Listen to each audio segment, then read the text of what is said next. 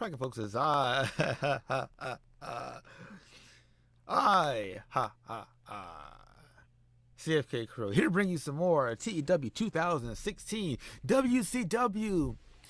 It lives again. Tonight we have an amazing Monday Nitro waiting for you.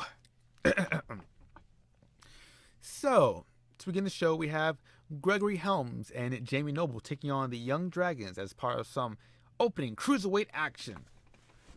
Following that, as punishment for them trying to take out the number one contender for the Cruiserweight Championship last week on Monday Nitro, Chavo Guerrero Jr. and La Parka will have to take on Road Warrior Animal and Mike Sanders.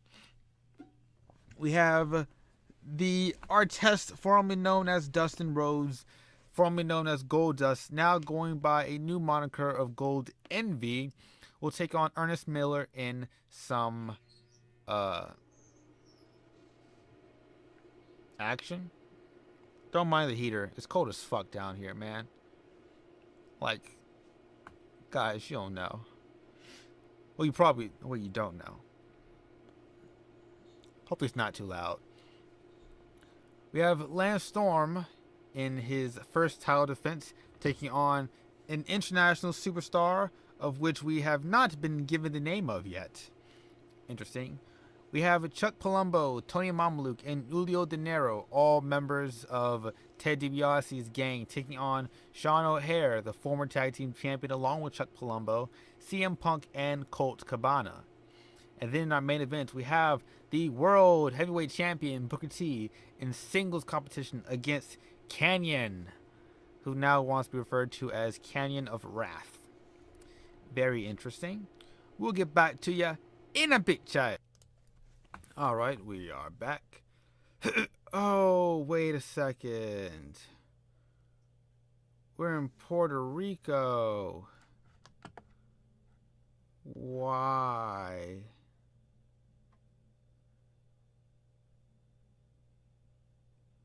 Oh, man. Oh, man. Hold on a second. I can't deal. Okay. Now we're in Kentucky. Why'd I have to deal with manually moving my location? I can't hold shows in in Puerto Rico. Don't have enough Spanish speakers on the team. I need the ratings. We're trying to fight Monday Night Raw. Monday Nitro. Oh, jeez. My brother's so audible. From 2 floors above me. Anyway.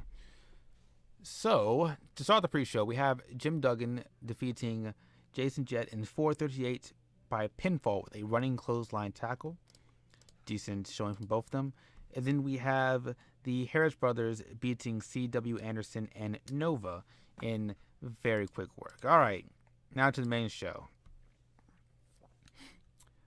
The show starts off with the newly formed Evil, spelled with a capital V and a 7, because 2001. Anyway, Canyon is the leadsman. He says that this is a collection of the most fiendish members of the WCW locker room.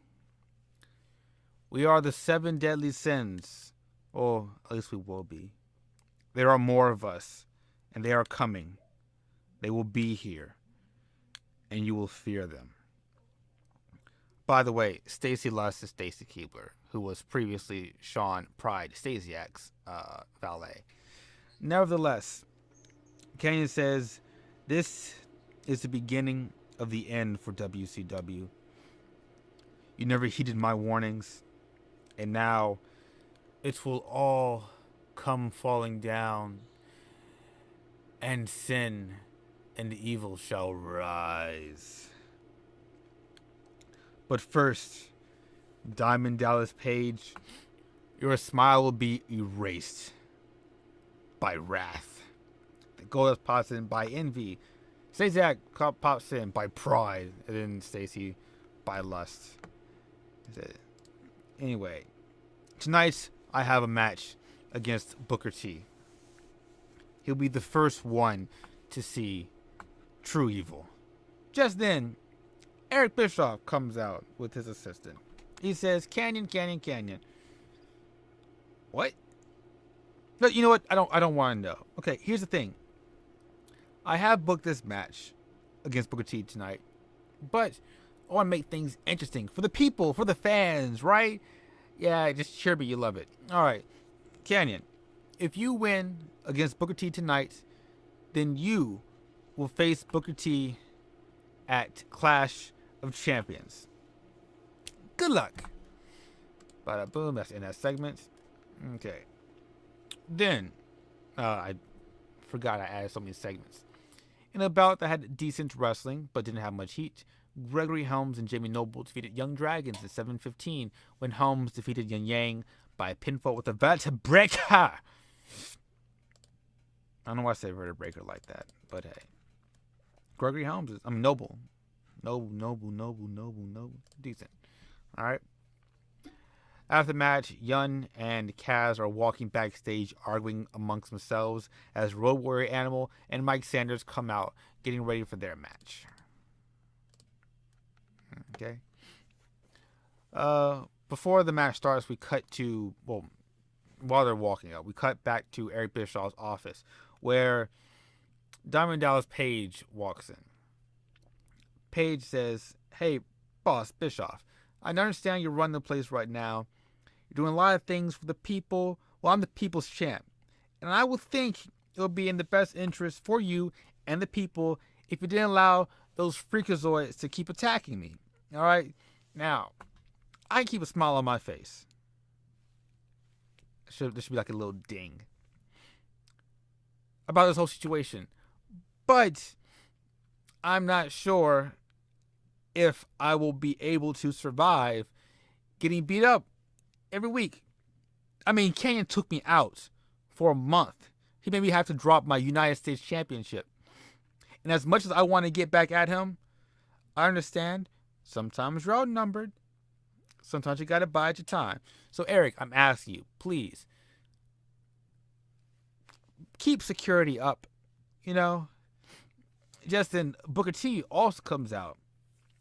He's like, "Paige, sucker." Now, I can't do a good Booker T impression. I need to listen to more Booker T promos that aren't his King Booker promos. Nevertheless, it says, "Hey dog, I got your back. Yada yada yada. The champ is here. You want some? I'm not. This isn't Cena. But yeah, it basically says he got Paige back. As long as he's out there, ain't no sucker can take him out." That's when Shane Douglas walks in and is like, "Well, I'm going to take you out, sucker. Yeah, I'm the franchise, yada, yada, yada." They get into each other's grills.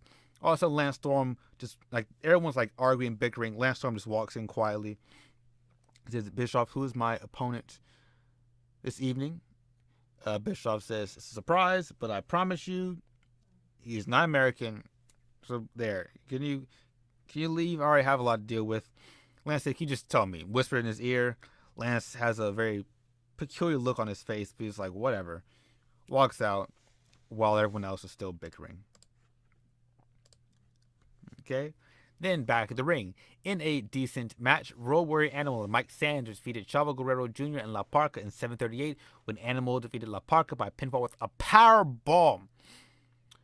Mike Sandy was the weak one. Chavo Guerrero was the strong one. La Parca and Sandy getting better. Okay. After the match, Chavo Guerrero and La Parca are talking, quite upset. Chavo's like, "La Parca, what's wrong with you? How'd you get pinned?" And La Parca's like gesturing. That Animal is huge. Just then, Chavo gets real quiet. He's pondering. He's thinking, you know what? I have an idea, I say. And then that's the end of that. Okay. Head to the ring. Gold Envy kills Cat in 646, with Gold Envy getting a very good match rating. Very nice. Okay. backstage, we have Ted DiBiase Jr. and Eric Bischoff having some form of discussion. Oh, wait, right. Are talking. Ted is asking Eric, my client, Chuck Palumbo, as you know, he was your tag team champion for a decent amount of time, and we feel that now that he has removed himself from his poor prior arrangements, he's deserving of some from a significant title picture. So I'm coming to you, Mr. Bischoff, with pulls out a crisp 100, then another crisp 100, then another crisp 100, then another crisp 100, with a few negotiating tools. Eric's like, whoa, ho, ho, ho, ho. $500 is nothing, Ted. I'm like general manager of the company. I make more than $500 a month. J-Mar, could you inform him of what Chuck has to do to get a title shot? J-Mar then says, Mr. DiBiase, sir, for to become a contender for a championship, he must either A, have a pinfall victory over a champion, or B, have had significant victories over various competitors of a higher quality of which they can be given an opportunity to fight for a championship within that bracket or range of quality of talent. Is that right, sir? Eric Bischoff's like, sure. Good, you've been reading the books or something. All right, Ted, you can go. Hey, J-Mar, can you give me some more bourbon? I don't know why Eric just turned into a drunk like at the last second. Like, hey, drinking on the job. Maybe J-Mar says, sir, you can't drink on the job. Ah, damn it, you're right. All right, Ted, can you come back later? We get to the ring. Gene Okerlund is about to introduce the challenger for the U.S. Championship. And it is Alex Wright, Das Wunderkind, and tag team partner of Disco Inferno. And solid. Poor placing. Goddamn. And about that good wrestling and a decent reaction from the crowd, Lance Storm defeated Alex Wright in 6:05 by submission with the Canadian Maple Leaf. Makes defense number 1 of the WCW United States Championship. I need to stop doing technical masterclass matches because I'd never seen him place them right. But seems solid. The only negative, motivation and rowdy crowd. So if it wasn't that, it would have got a better rating. Interesting. I'll keep that in mind, Alex. After the match, Alex Wright is being helped out by Disco Inferno to a standing ovation from the crowd. Hold on, let me turn this heater off for a second. Okay.